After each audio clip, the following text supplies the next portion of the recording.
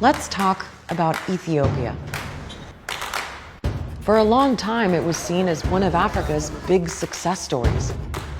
With a booming economy and a charismatic leader who won the Nobel Peace Prize. But right now, things are looking really bad. The conflict between the government and Tigray rebels is escalating. A civil war fueled by ethnic divisions has been going on for a year. The front lines keep shifting, and there's even been talk that the fighting could reach the capital, Addis Ababa. There are reports of massacres, sexual violence, and accusations that food is being used as a weapon of war by all sides. There is something like 20 million Ethiopians who are in need of some form of aid at the moment. So who's fighting who? And what are they fighting about?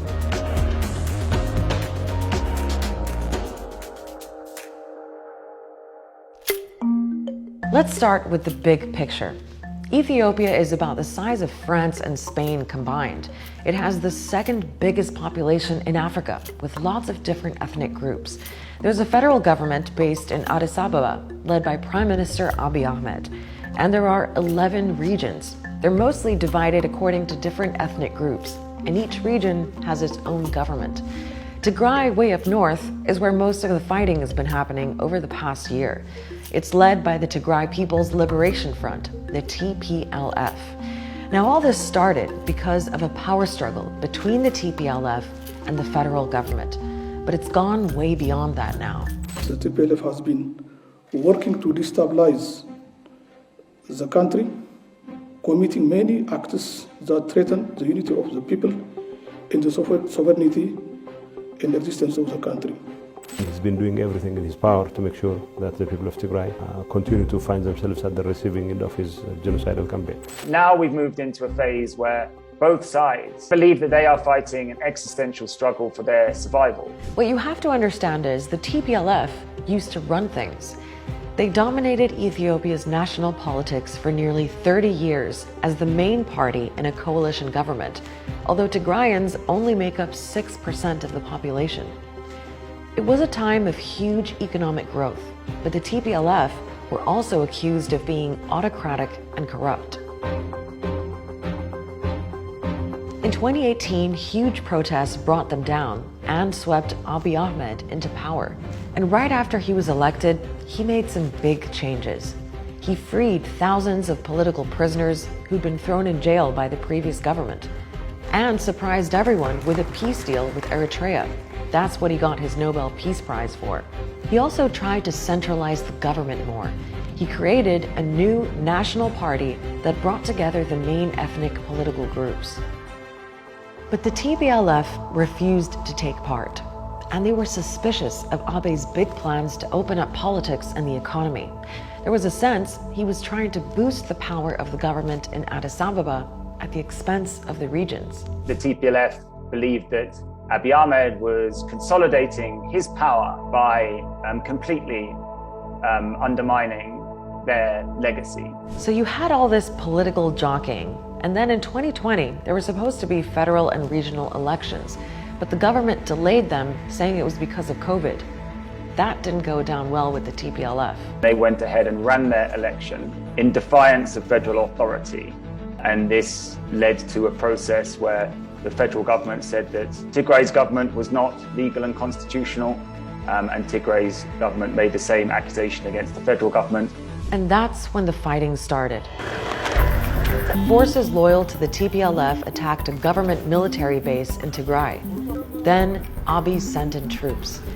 At first, government forces had the upper hand. They quickly took control of Tigray's capital, Mekelle, and Abiy declared victory. But it wasn't over. The TPLF forces kept fighting back. And you also had Eritrean troops joining in. They came over the border in the north to fight on the federal government's side.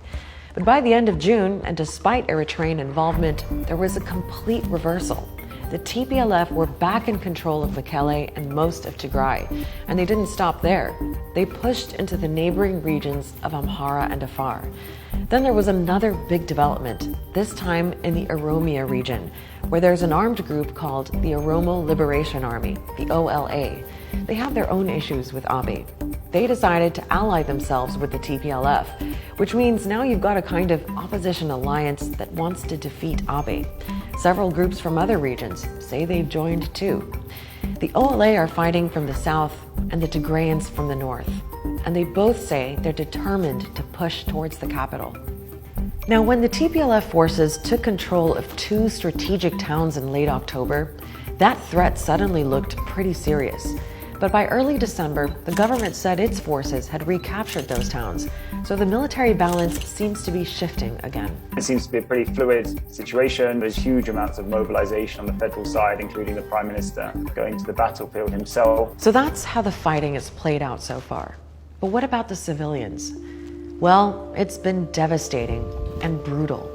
All sides involved have been accused of atrocities. Airports have been attacked, schools, hospitals, churches, mosques, in addition to unlawful killings, execution, torture, and the huge number of sexual and gender-based violence. More than 2 million people have been forced to leave their homes to escape the fighting.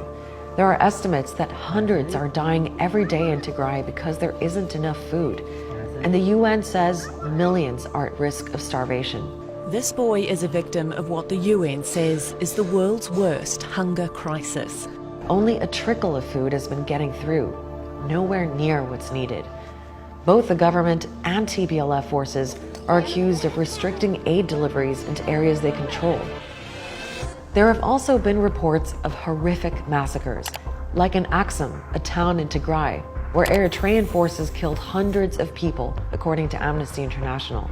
And in Mai Kadra, another town in Tigray, where up to 600 civilians were reportedly killed.